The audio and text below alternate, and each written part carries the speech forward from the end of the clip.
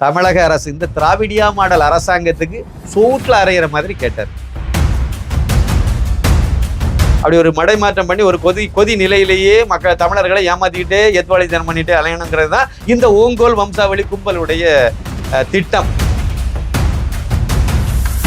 ஆனா இப்பதான் தெரியுது, இது திமுகவுக்கு பாடை கட்டக்கூடிய யாத்திரையை தான் திரு அண்ணாமலை ஐபிஎஸ் வந்து தொடங்கியிருக்காரு. உண்மையும் கூட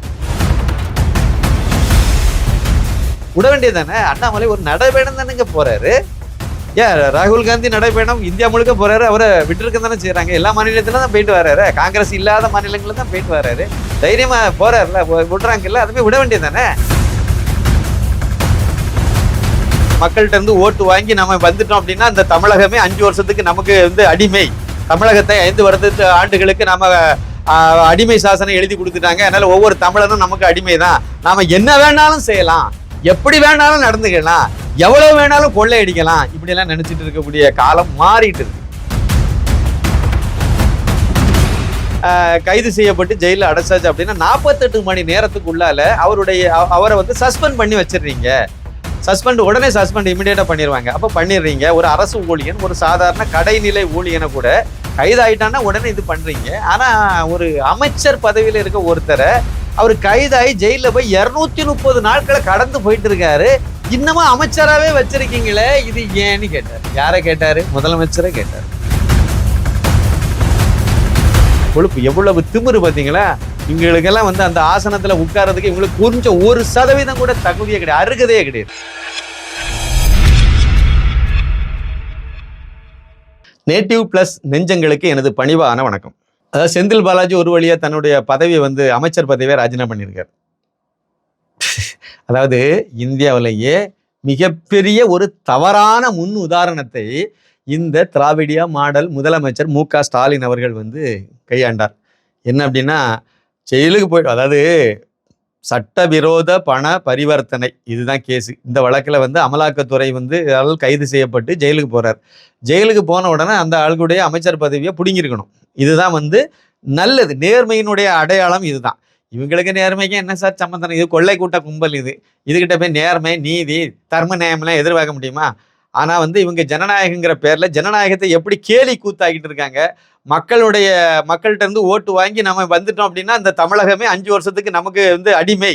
தமிழகத்தை 5 ஆண்டுகளுக்கு நம்ம அடிமை சாசனம் எழுதி கொடுத்துட்டாங்க. அதனால ஒவ்வொரு தமிழனும் நமக்கு அடிமை தான். நாம என்ன வேணாலும் செய்யலாம், எப்படி வேணாலும் நடந்துக்கலாம், எவ்வளவு வேணாலும் கொள்ளையடிக்கலாம், இப்படி எல்லாம் நினைச்சிட்டு இருக்கக்கூடிய காலம் மாறிட்டு இருக்கு. இது வந்து கருணாநிதி காலமோ அண்ணாதுரை காலமோ இல்லை, அண்ணாமலை அவர்களுடைய காலம். நம்முடைய உயர் நீதிமன்றம் 2 முறை, ஒரு முறை நேரடியாக, ஒரு முறை மறைமுகமாக சொல்லியிருக்கிறாங்க. அதாவது ஒரு அமைச்சர் அவருக்கு சம்பளம் கொடுக்கிறோம்னா செய்யற வேலைக்காக. ஆனா ஊழல் வழக்கிலே கைது செய்யப்பட்ட ஒரு அமைச்சருக்கு மக்களுடைய வரி பணத்தில் சம்பளம் கொடுத்து இலாக்கா இல்லாத அமைச்சராக 8 மாத காலமாக செந்தில் பாலாஜியை வச்சிருந்தார். இன்னைக்கு வேறு வழியே இல்லை, மக்களுடைய ஆளாயிட்டாங்க.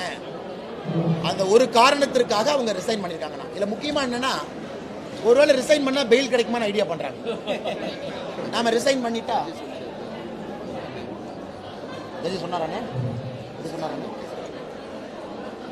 நம்ம பால் கனகராஜன் அவர் கோர்ட்ல இருக்கும் பொழுது, இந்த நீதிமன்றத்தில் இந்த ஆர்கியூமெண்ட் நடக்கும் பொழுது பால் கனகராஜனை சொல்றது, செந்தில் பாலாஜி அவர்கள் அமைச்சர் பொறுப்புல இருந்து ரிசைன் பண்ணிட்டு அதுக்கப்புறம் பெயிலை பத்தி பார்க்கலான்னு உள்ள நீதிமன்றத்தில் அப்படிதான் ஆர்கியூமெண்ட்டே போச்சு.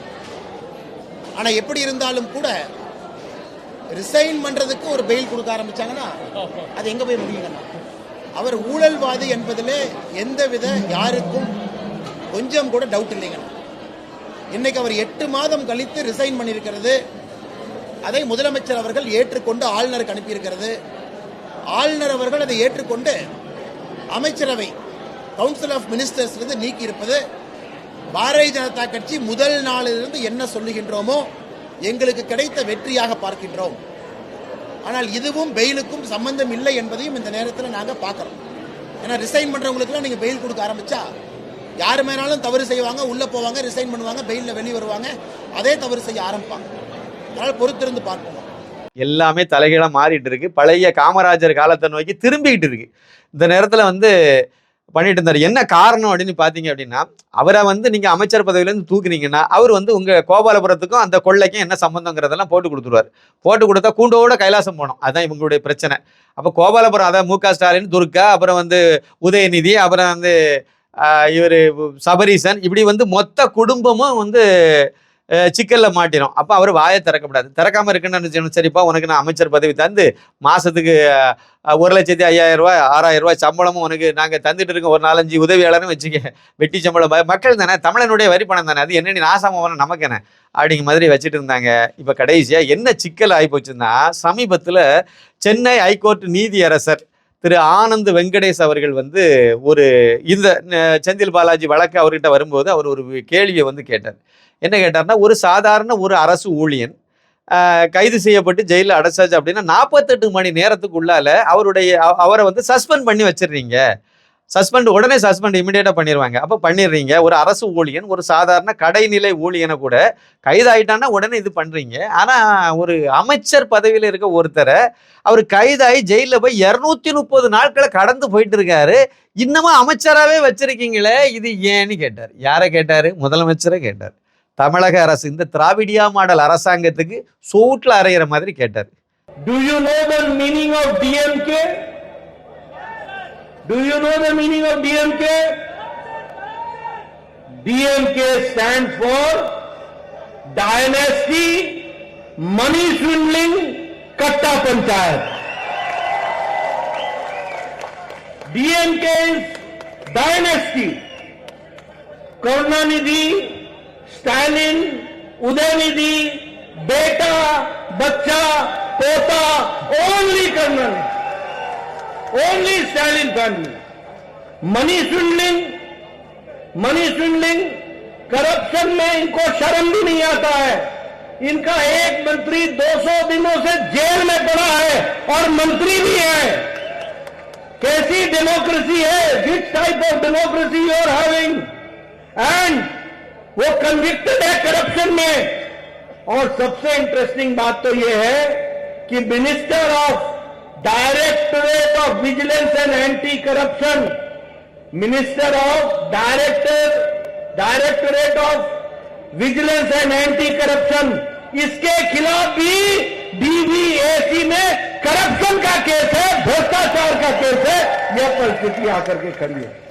இவங்களுக்கு அதெல்லாம் வந்து கூச்ச நாச்சம்லாம் ஒன்றும் கிடையாது. இவங்க அதை பற்றியெல்லாம் கவலைப்படக்கூடிய ஆள் கிடையாது. அப்படின்னா எப்போவோ தர்ம நியாயத்துக்கு பயந்து இவங்க, தர்மத்துக்கும் நியாயத்துக்குலாம் இவங்களுக்கு என்ன சம்மந்தம் சார்? சரி, அதான் பண்ணாங்க. அதுக்கு பிறகு இவங்க அசைஞ்சு கொடுக்குற மாதிரி இல்லை. அடுத்த கட்டமாக சென்னைக்கு வந்த பாஜக தேசிய தலைவர் ஜே.பி. நட்டா அவர்கள் இந்த விஷயத்தை எடுத்து வச்சு பேசினார். ஏன்னா இப்போ ஹேமந்த் சோரன் அவரை வந்து அமலாக்கத்துறை கைது பண்ணாங்க. கைது பண்ண போறாங்கன்னு தெரிஞ்ச உடனே அவர் வந்து பதவி வந்து ராஜினாமா பண்ணிட்டார். சரியா? அவர் வந்து பதவியை ராஜினாமா பண்ணார். அதே மாதிரி டெல்லியில் இருக்கக்கூடிய அந்த அரவிந்த் கெஜ்ரிவாலுடைய துணை முதலமைச்சராக இருந்த மணிஷ் சிசோடியா, அவர் வந்து ஊழல் வழக்கில் இதே மாதிரி தான் சட்டத்துக்கு புறம்பான பண பரிவர்த்தனை வழக்கில் தான் அவரும் சிக்கினார். அவர் கைது பண்ணி ஜெயிலில் போன உடனே அவருக்கு ஒரு பதவி வந்து உடனே ராஜினாமா பண்ண வச்சிடுறாங்க. இது எல்லாம் இந்தியா முழுக்க எல்லாருமே இதே இது தான் பண்ணிட்டு இருக்காங்க.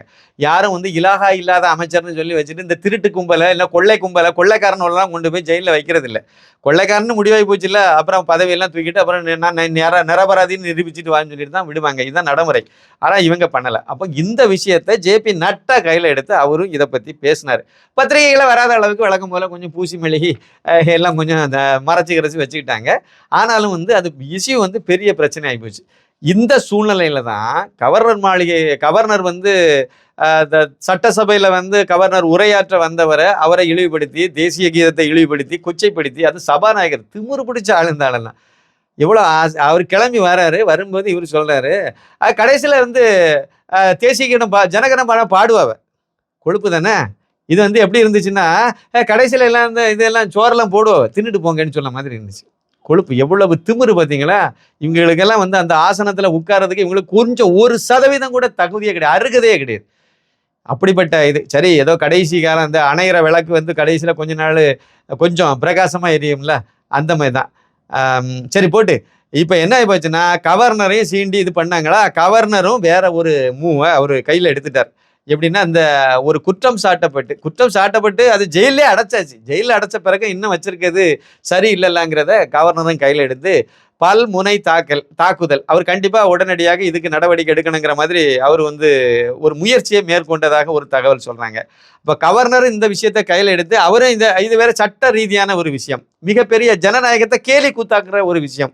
அதனால அவரும் கையில் எடுத்து கொண்டு போனாலும் என்ன வேற வழி இல்லாமல் இதை என்ன பதவியை ராஜினாமா பண்ணிருங்க, இல்லைன்னா சிக்கல் பெருசாயிரும் அப்படிங்கிறது தெரிஞ்ச உடனே ஏன்மா வேற வழியே இல்லை அப்படிங்கிற ஒரு எல்லைக்கு முட்டின பிறகு பதவி ராஜினாமா பண்ணிட்டு அதுக்கு வெளியே ஒரு சின்ன கருத்தை பரவ வச்சுட்டு இருக்காங்க. அதாவது எப்படின்னாக்கி இந்த திமுகவினுடைய கொத்தடிமை வழக்கறிஞர்கள் எல்லாம் இருக்காங்களா, இவங்களை வச்சு ஒரு கருத்தை பரவ வச்சு எப்படி அப்படின்னா அது அமைச்சராக இருக்கிறதுனால வெளியே வந்தால் அவர் கலைச்சிருவாராம், அந்த ஆதாரங்கள் எல்லாம் கலைச்சிருவார். அதனால் அவருக்கு ஜாமீன் கொடுக்கக்கூடாதுன்னு சொல்லி தொடர்ந்து அமலாக்கத்துறை நீதிமன்றத்தில் முறையிட்டுட்டே இருக்கு. அதனால தான் இவருக்கு ஜாமீன் கிடைக்கல, இல்லாட்ட மட்டும் உடனே கொடுத்துட்டு தான் மறு வேலை பார்ப்பாங்க.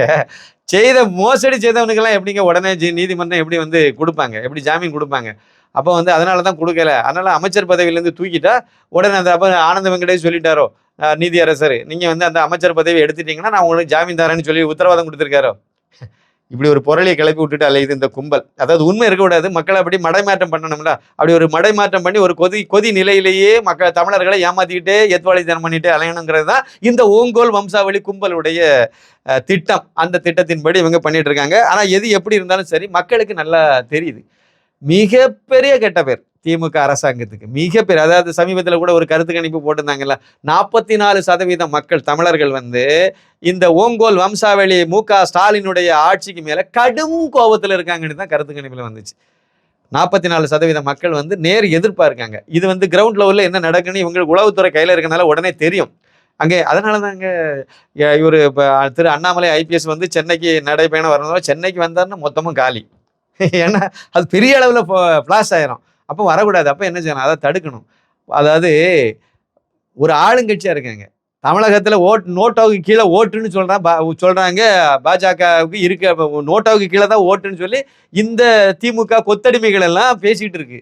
விட வேண்டியது தானே. அண்ணாமலை ஒரு நடைபயணம் தானேங்க போகிறாரு. அதாவது தமிழ்நாட்டில் 234 தொகுதியில் 214 தொகுதியில் பாத யாத்திரை நடந்து முடிந்திருக்கும் பிப்ரவரி 25ஆம் தேதி போது. சென்னை மட்டுமே நம்முடைய கட்சி நண்பர்கள் நிறைய நிகழ்ச்சிகள் வச்சிருக்காங்க. உதாரணத்துக்கு பிரச தள்ளாதீங்கண்ணே, உதாரணத்துக்கு இன்னைக்கு மட்டும் பார்த்தீங்கன்னா ஒரு தனியார் கல்லூரியில் ஒரு 6000 முதல் தலைமுறை வாக்காளர்கள்ட்ட ஒரு நிகழ்ச்சி. சாயந்தரம் சென்னையில் இருக்கக்கூடிய மாற்று மொழி பேசுபவர்கள் அவங்ககிட்ட நிகழ்ச்சி. நாளானைக்கு காலையில் கடல் யாத்திரை, நம்முடைய மீனவ சொந்தங்கள் ஒரு 300 போட்டில் கடல் யாத்திரை சென்னையில். அதற்கப்புறம் பார்த்தீங்கன்னா அட்வொகேட்ஸ் அவங்க ஒரு 12,000 பேர், அவங்க ஒரு நிகழ்வு. ஸோ சென்னையை பொறுத்தவரை எப்படி முடிவு பண்ணிட்டாங்கன்னா, தலைவர்கள் கடல், கல்லூரிகள், பொது இடங்களில் மக்களை அழைத்து மகளிர் சங்கமம், குளத்தூரில் பண்ணுறீங்க மகளிர் சங்கமம், அப்புறம் காக்கி சட்டை பேரணி தொழிலாளர்கள்லாம். ஸோ சென்னையை பொறுத்தவரை தலைவர்கள் அதே விஷயத்தை, அதே மக்கள் சந்திப்பை வேறு விதத்தில் நடத்த வேண்டும் என்று முடிவு செய்திருக்கின்றார்கள். அதற்கு நான் கட்டுப்படுவதாக சொல்லியிருக்கின்றேன். ஆனால் சென்னையில் நிறைய சந்திப்புகள் இருக்கும், அதெல்லாம் இந்த மாதிரி இருக்கும்.